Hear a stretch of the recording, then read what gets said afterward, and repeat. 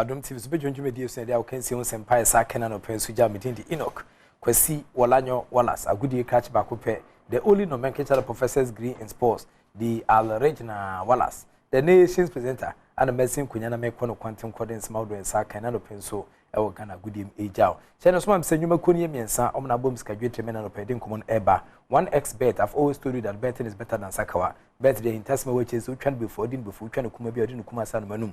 Catch the busuafo na fofo yele o ma ofase for na mukunu mu eno mpranfo ina se nya ba boys this can 1xbet. Emo bet with money that you can afford to lose. Sika ira anyo ya no. Eno an di twa bet. Ope bet dia eno an 1xbet. Unimre fun otwe emfa ho engine san se bet diwa. Oni betia pruso e be call. Adwene betia bom, mutum betia san hye ntimi sew e na ode adwene kakra etia san to bet no na 1xbet ho danse e na media bay. The first semester adwene infections adro gonorrhea, syphilis, candidiasis, white fever na so depo na achewa on set me kan je fast adro bia e boa krakrawa wa hawa e na obra bo ho na etoto ne mayi e de ma ma otimi di ntini che ko herbal shops ne pharmaceutical shops ne mu sabet me kan je fast na boa e ma ne ma etia tutu ye de ma afi so sedimo gel and roll-on, your ultimate pain relieving gel. Ye kan yaudie fu apampa so be pimo na ase etu ase yi firi oneboa e ma nema 822 yi de ma ahya me market nya na teman so kwa nsa betia ka bi se utu akoto na se oto de ya ho no obetia from open 4020 821 9129 na on said more gel and roll on ye nhwehwe komo ye nhwe mboa e ma nema 822 yi enfama quickly a journey of 1000 kilometers begins with very first step yen call UEFA Champions League no matches awdo a etimi eto fam AC Milan eche Tottenham Hotspur etwa kabako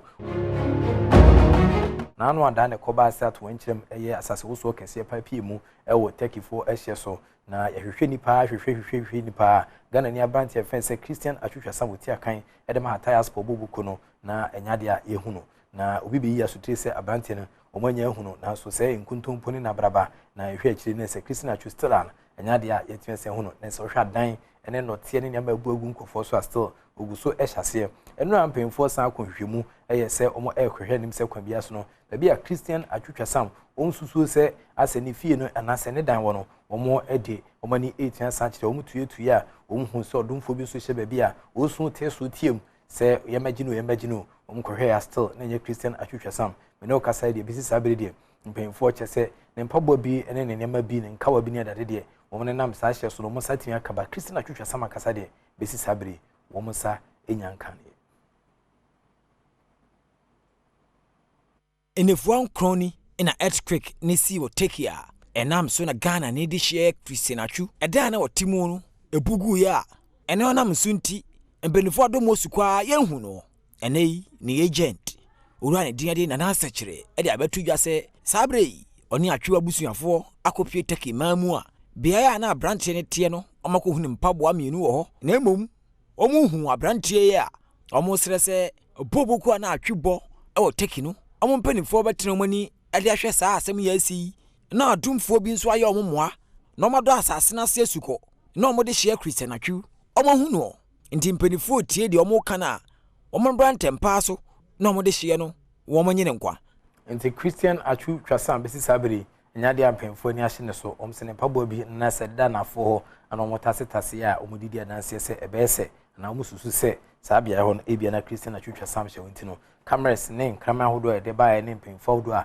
omobom asan hwemu etinsa do asuko no omguso ehwe se omusabitia ka Christian Atwu twasama na iriye bruni na yahwe se ne mabesi akọ no we ayaro sema Ghana fo entwaso mfa mpabo mu edene entimi entachiri if you offer ni chiremu former Black Stars goalkeeper Din ene Abdul Fattah Dada is a kind of Ashanti Go Football Club kone na mu a o South African nation so ko Nigeria na sentem de nitin sanche Great Olympics for catch abranti nkamia ese odin gloves etimi assassin sen ho anesa na so ene o te se Chris Houghton ana ene mpemfo aton se da friend se o meboa e ma the senior national soccer team Black Stars of Ghana enso twan Santi Achimenken no abranti ede eye ntontom ene ayia wodi ama Chris Houghton no enya asem ketwa when they went to the World Cup, even during the qualifiers. Now the national team, the Blasters, we have the same technical team. It's only Otuado is out. So I think they are going to continue with their philosophy. We saw where they play in the World Cup. For a very long time, you don't see the Blaster playing a game, starting build up from the back. But in this World Cup, they did it. When coach went there, when Otado was, I know they will do it because they're all from this organization. So trust me, with the intelligent players that the national team have now, young guys who are playing, running, will do well. We'll play like when we used to play football before, how people know Ghana to play. We are going back to it. And then, inshallah, to win a game, you have to get a formula. Some of the formulas are how to pass, how to press, how to defend, a lot. So you have the formula, you win is possible. Sometimes you may have the players, but you can't win trophy. Why? Because they don't use the formula. That can give you the win. You understand? So I think the FA have done well by giving the job to Chris. He was here before. Did they invite him to come here? He was happy to come and see how the structure here is. So I think he's a nice man. I don't know him, but I've watched him from afar, what he did in the English Premier League and other teams. So I think we should just support him, and then all of us will achieve, and then we'll get to what you. Nti Abdul Fattah Odada, former goalie, Edema the senior national soccer team Blasters of Ghana, shot-stopper, and attending council in Como 18 Jano. Now, you didn't need to actually move on the appointment of Chris Utino and Ura Fed Papo, or a former GFA vice president, and I think so former Black Stars management committee, Tibrekese, and no Pama Papai, or Ejuma, or Denmark embassy, Norway embassy, Nano, in terms of consultation, the Oyadi Pa, and no Pamoswa, Odwaniche, Kwame University of Science and Technology, Papai is planning, Honum.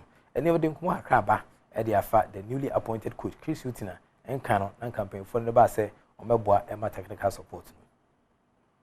And football, the results will come, but you must be doing good things consistently over a period of time. The results will come. If you are not patient, say you show 1, 2, 3, now you sack your coach. Then every day you have to go and look for a coach. Then the new coach comes in, he has to start working, blah blah blah blah. Get used to the players. When he's getting used to the players, now as sacking and things like that. You see, it's like you are taking one step. So it's like you can only move forward in very very very slow progressions. You're starting your money bit in the next 4 years. Personally, no.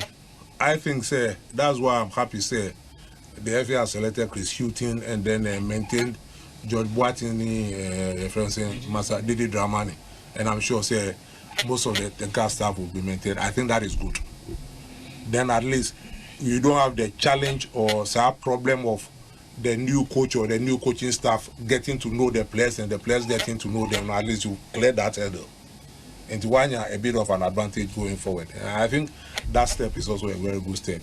There are a few other things which I believe we have to sit as, and the FA has to sit down and go deeply into to reflect. I don't know whether I'm why at the executive committee level, but I think say we should spend quite a lot of time thinking through what happened, what were the good lessons we should pick, what were the bad lessons we should learn from, and things like that. I don't know whether it's being done also, but I think it's something that needs to be done. Your personal projections are Chris Hutton bit me the acquire Bosch as so. I know the Nyankopon pen of it match. That one there. But then if you're looking at the personality, the personal profile, I'm not the one here to come and do marketing for Chris Hutton. I only met him a few times. Nice gentleman, perfect gentleman. But I believe he's got quite some good experience. But for me, the most important thing or asset it comes into the team with is the fact that he's been around the team for about 1 year. And that is a very, very important thing if you are talking. And Ura Fed Papo, former GFA vice president, Nathan Kase, Odin and Komoso Ejadia for Chris Hutton, the newly appointed coach for the senior national soccer team Black Stars of Ghana, and Odin Komono Ejano.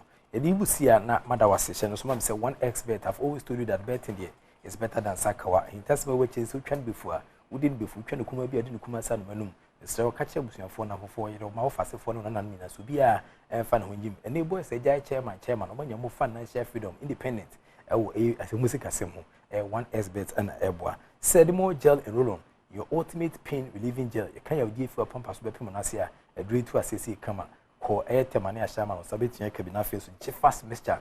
A doing infections a do, gonorrhea, syphilis, candidiasis, white feet and asudipua, white cardia, choa, gas ribuha, or ronnie puto ha, a bomb buddha and cell, but more than the sound sabitia can't fast a doing, a bit in adjunqua. Now, one more thing, women sponsors are, one more boom is graduate men and open so, a 2 hours audience is Shahudwa and Sakai, a Ghana good so 8 message out. Men so sweet, Sister Sandy be a guy. And in terms of entertainment, Ghana had here, will be any hobby to Mr. Sandy be a guy. Very authentic to her cinema, course and come on, Debano. Yakan Suka crabbing Yankan Sukrano, and or the able to catch up with for maternity Nechi. Umbiamuta Fama Mufira for TB. I think come on 18 Santoso. Sister Rita Yabua, or your nest neighbor, Wokufodia, Rita Yabua. Fantastic morning and come on. So Sonia Bakuma or BTV na Moshe Mufira and so in within the profit while as a good catch back open and and of course evidence-based sports orientation to me. Rather than any man you can see if we be in the Sunni and found Kuba be in the so the act of being a good guest is to not to say goodbye.